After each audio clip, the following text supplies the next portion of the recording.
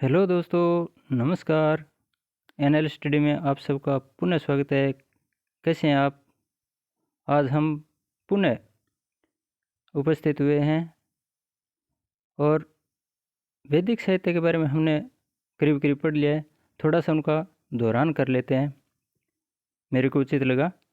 और हाँ, पीछे मैंने एक शब्दावली के रूप में जो प्रयोग किया था वो आपको कैसा लगा, उनके बारे में अपनी क्रिया प्रतिक्रिया ज़रूर लिखना।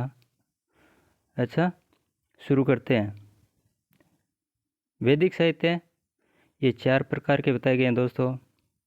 वेद, ब्राह्मण ग्रंथ, आरण्यक, उपनिषद।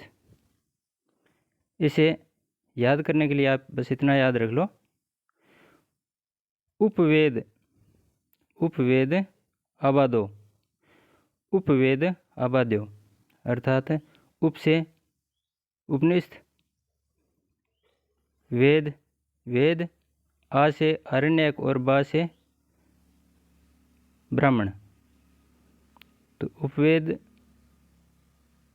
उपनिषद, वेद, आबा, आरण्यक, ब्राह्मण ग्रंथ।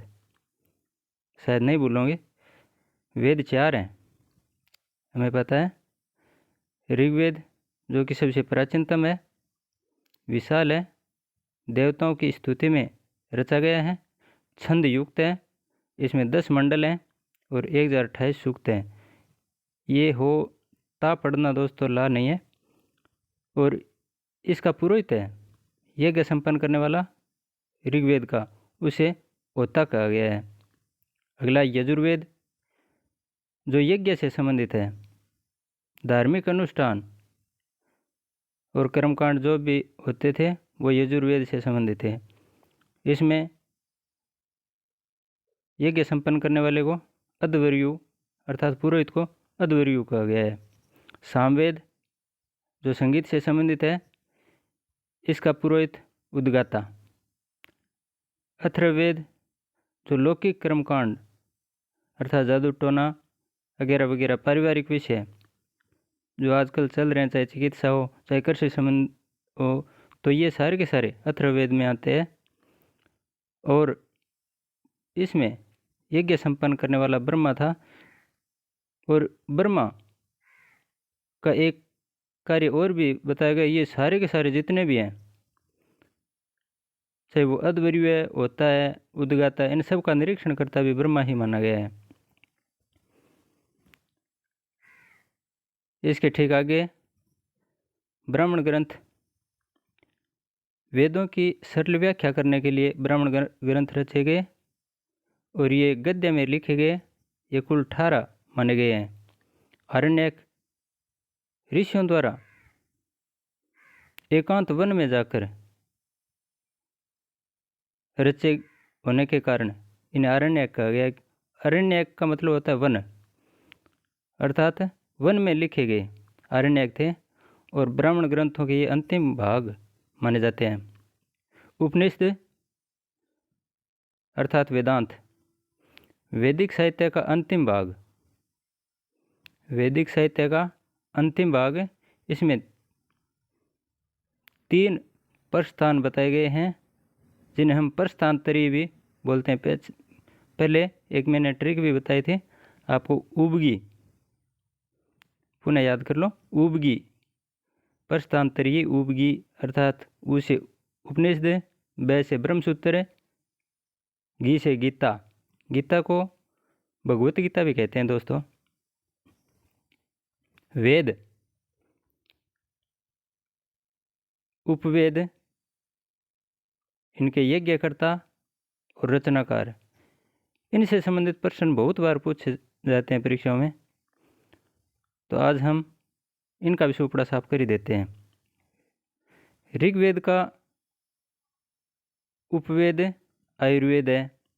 इसके यज्ञकर्ता का नाम होता और रचनाकार प्रजापति। अर्थात ऋग्वेद की आयु हो प्रजा के लिए। हमें पता है ऋग्वेद 1500 ईसा पूर्व से 1000 ईसा पूर्व के बीच लिखा गया, और चारों वेदों में सबसे लंबी आयु ऋग्वेद की ही है। और इसमें राजा का चुनाव प्रजा के द्वारा किया जाता था। तो ये याद रख सकते हैं आराम से, ऋग्वेद की आयु हो प्रजा के लिए।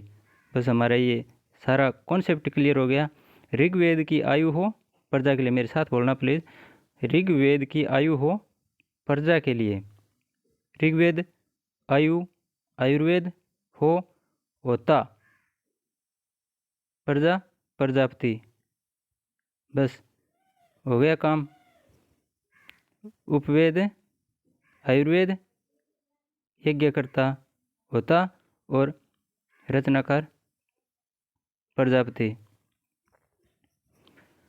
इसी प्रकार यजु धनु आदे मित्र, याद रखो, यजु धनु आदे मित्र, क्या बात है। यजु यजुर्वेद, धनु धनुर्वेद, आदे अध्वर्यु, मित्र विश्वामित्र। आप तो नहीं भूलोगे आज के बाद। यजु यजुर्वेद, इसका उपवेद कौन सा है, धनुर्वेद, और इसको संपन्न करने वाला अध्वर्यु, और मित्र से विश्वामित्र, इसके रचनाकार। इसी प्रकार साग उगाना, क्या अच्छी बात है, अच्छी बात है। हम मानते हैं साग उगाना शब्द आराम से याद रह जाएगा हमें। सा से सामवेद, ग से गंधर्ववेद, उगा उद्गाता, ना नारद। सामवेद का उपवेद गंधर्ववेद, उगा अर्थात पुरोहित उद्गाता, और रचनाकार नारद अथर्ववेद। असी ब्रह्म कर्म करके बने हैं, ऐसे नहीं बने हैं दोस्तों, हम ब्रह्म बन चुके हैं, कर्म करके बने हैं, कर्म किया है। असी अथर्ववेद, सी शिल्पवेद, ब्रह्म पुरोहित ब्रह्म कहलाया, और कर्म अर्थात विश्वकर्मा। हो गए तैयार। असी ब्रह्म कर्म करके बने, मेरे साथ साथ दोहरान कर लो थोड़ा। ए अथर्ववेद, सी शिल्पवेद, ब्रह्म यज्ञकर्ता, और कर्म अर्थात विश्वकर्मा रचनाकार। अन्य शब्दावलियाँ इसमें मैं बोल रहा हूँ, आप शब्द को देखकर पहले अंदाज़ा लगाओ, फिर उत्तर में इसका साथ में दे दूँगा। रुद्र किसे कहा गया है, प्राचीन शिव। चर्षिणी, चर्षिणी अर्थात कृषि से संबंधित। रुद्र प्राचीन शिव, चर्षिणी कृषि के लिए, लांगल जिसे सिर भी लिखा जाता है कई बार, ये हल के लिए प्रयोग किया गया है। सीता, बताइए आप, सीता हल की रेखा, सीता हल की रेखा, या जूता हुआ खेत होता है उसे भी सीता कहते थे। शकट, बोलिए, शकट बैलगाड़ी, सही सोचा आपने। कुल्य, कुल्या नहरें, कुल्या नहरें। श्याम अयस, श्याम अर्थात काला, कर्षण, कर्षण अयस लोहा, लोहित अयस, लोहित लाल रंग से मतलब समझना आप, लोहित अयस अर्थात है तांबा। लोहे को काला, काली धातु कहा गया, और तांबे को लाल रंग की धातु कहा गया। लोहा से लोहित मत समझ लेना, लोहा है वो श्यामयस है, जबकि तांबा लोहित अयस। हिरण्य, अच्छा समझा आपने।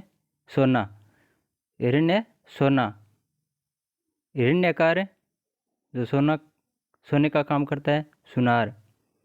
सिंचाई के प्रकार दो प्रकार बताए गए हैं दोस्तों, कौन कौन से। संव्यजा अर्थात प्राकृतिक रूप से सिंचाई कौन सी होती है, जो प्रकृति द्वारा वर्षा की जाती है उसके द्वारा। तो प्राकृतिक या वर्षा द्वारा या तालाब में वर्षा का पानी इकट्ठा हो जाता है, उससे जो खेती की जाती थी वो समेजा। और कृत्रिम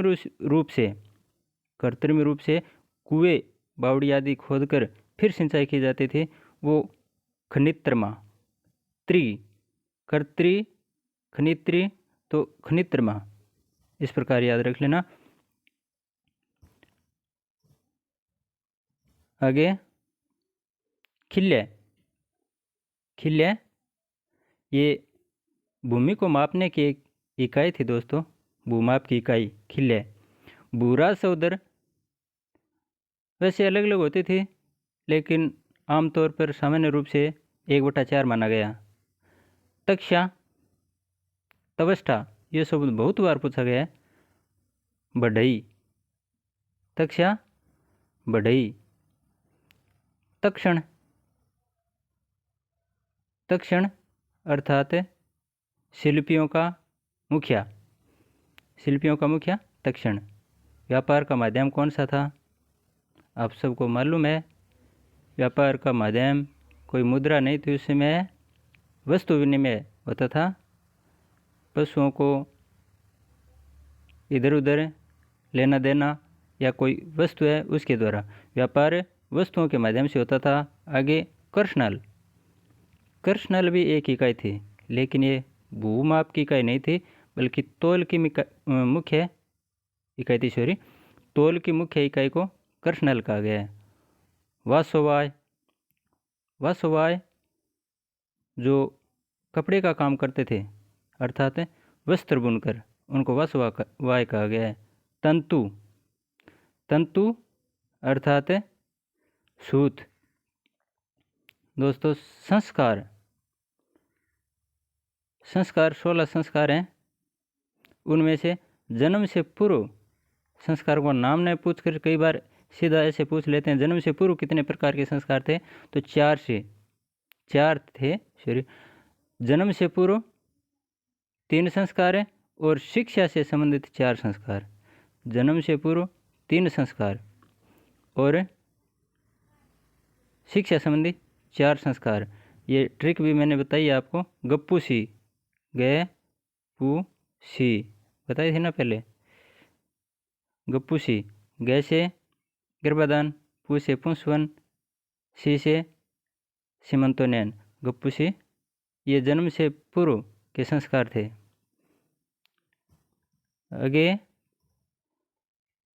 भारत में जो नगरीय सभ्यता थी, ग्रामीण सभ्यता थी, उन पर आधारित एक पुस्तक लिखी गई है। भारत के प्राचीन नगरों का पतन 300 ईस्वी से 1000 ईस्वी। एडी का मतलब होता है एनो डोमिनी। भारत के प्राचीन नगरों का पतन है 300 ईस्वी से 1000 ईस्वी के बीच। इस पुस्तक के लेखक कौन है? राम शरण शर्मा। और पहले कबीले होते थे, कबीले मिलकर जनपद बने और जनपद से महाजनपद बने, जिनके बारे में आगे हम पढ़ेंगे। तो कुरु जनपद और पांचाल जनपद किन कबीलों के मिलने से बने? तो हमें ज़्यादा रटने की बात नहीं है, इतना याद रखो, पूरा भरा करो, पूरा भरा करो, ये सब तो याद रह जाएगा। पूरा अर्थात पुरु, भरा अर्थात वर्त, पुरु वर्त, करो कुरु। पूरा भरा करो अर्थात पुरु और वर्त कबीले से कुरु बना। पांचाल बना। पांचाल जनपद की किन से मिलकर बना? 5 किता 5। बोलना मेरे साथ, किता 5। किता 5 की क्रीवी ता तुर्वसु।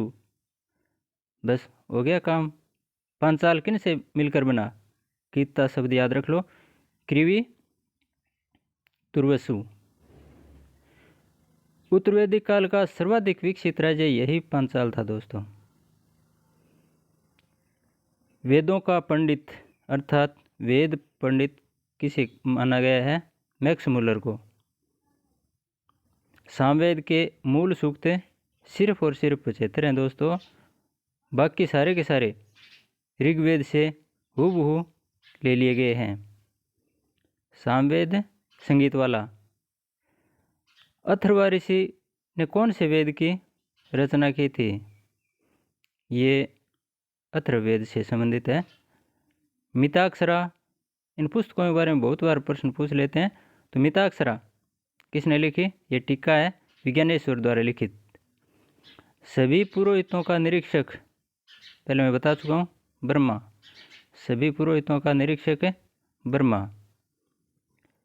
सबसे प्राचीन पुराण मत्स्य पुराण।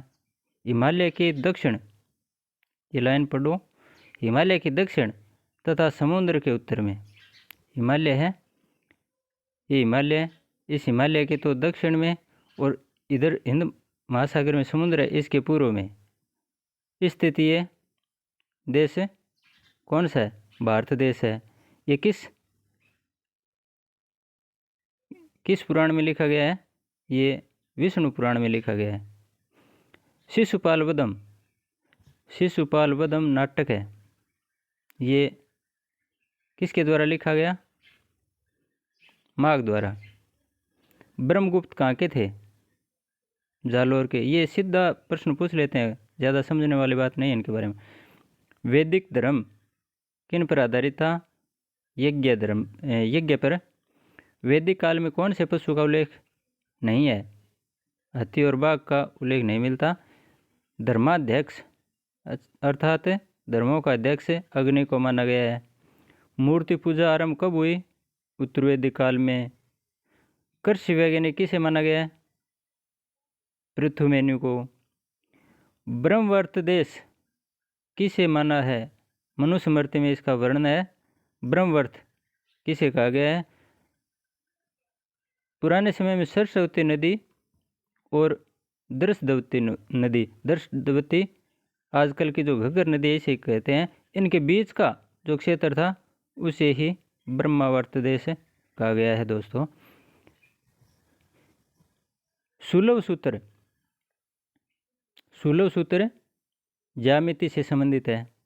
वैदिक यज्ञों को दर्श में संपन्न करना चाहिए, मानते थे विद्वान तात्कालिक कि वैदिक यज्ञ जब भी संपन्न करना हो तो वो दर्श में संपन्न करना चाहिए। यहाँ दर्श का तात्पर्य क्या है?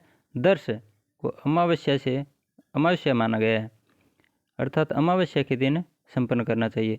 गद्य और पद्य दोनों में रचित कौन सा वेद है? यजुर्वेद। ऋण कितने थे? 3। यज्ञ 5। कौन से ऋण? वे ऋण जो पिता दें या पितर दें। ये शब्द याद रखो। कौन से ऋण? 3 ऋण हैं। कौन से हैं? वे ऋण जो पितर दें, पिताजी के द्वारा दिया गया, ऐसे समझ लो, ऋण पिताजी के द्वारा दिया गया, पितर दें, ये 3 ऋण। अब इनसे क्या बनता है? पित से पित्र, पित से, इसे पितृ शब्द है, इसको री को हटाना है हमें। पित से पितृ, री से, ये री शब्द अक्षर है, इसे ऋण, और देव, ऋषि ऋण, री से, फिर मैंने ऋण बोल दिया था। पित से पितृ, री से ऋषि और दे से देव, ऐसे याद कर लो। पितृदे ऋण, पितृदे, पितृण, ऋषि ऋण, देव ऋण। यज्ञ 5। कौन कौन से? बड़े पितृ में 5 भूत। बड़े पितृ में क्या भूत है? 5 भूत। बड़े, डी डे को दे भी बोल देते हैं। बड़े पितृ में 5 भूत है। 5 यज्ञ। बै से ब्रह्म यज्ञ, दे से देव यज्ञ, पितृ से पितृयज्ञ, मैं से मनुष्य यज्ञ, भूत से भूत यज्ञ। हो गया काम। बड़े पितृ में 5 भूत। थोड़ी सिंधु घाटी सभ्यता और वैदिक सभ्यता की तुलना कर लेते हैं 2-3 प्रकार से। सिंधु घाटी सभ्यता नगरीय थी, वैदिक सभ्यता ग्रामीण। सिंधु घाटी सभ्यता में व्यवसाय व्यापार था, जबकि वैदिक सभ्यता पशुपालन एवं कृषि पर आधारित थी। सिंधु घाटी सभ्यता व्यापार पर आधारित थी। और धर्म सिंधु घाटी सभ्यता में इहलौकिक और वैदिक सभ्यता में बहुदेववाद अर्थात लिंग पूजा बहुदेववाद ये दोनों ही वैदिक सभ्यता में थे, जबकि सिंधु घाटी सभ्यता में इहलौकिक। तो दोस्तों, इसके साथ हमारी वैदिक संस्कृति, सिंधु घाटी सभ्यता दोनों चैप्टर पूरे हो चुके हैं। उम्मीद करता हूँ मैंने सारे कॉन्सेप्ट समझाए हैं, इन्हें आप अच्छी तरह से पढ़ लोगे तो चाहे किसी भी प्रकार का कंपटीशन हो, आपका कल्याण हो जाएगा। हमें पूरे में से पूरे नंबर नहीं लेने हैं, लेकिन मेरिट वाले 95% कोर्स मैंने कवर करवा दिया है, तो आप आराम से इन्हें पढ़ना। आज के लिए बस इतना ही। अगर वीडियो अच्छा लगे तो लाइक करना, शेयर करना, जिससे हमारा भी हौसला बढ़े। अगर किसी प्रकार की समस्या हो तो हमें कमेंट ज़रूर करना। अच्छा, थैंक्स, धन्यवाद।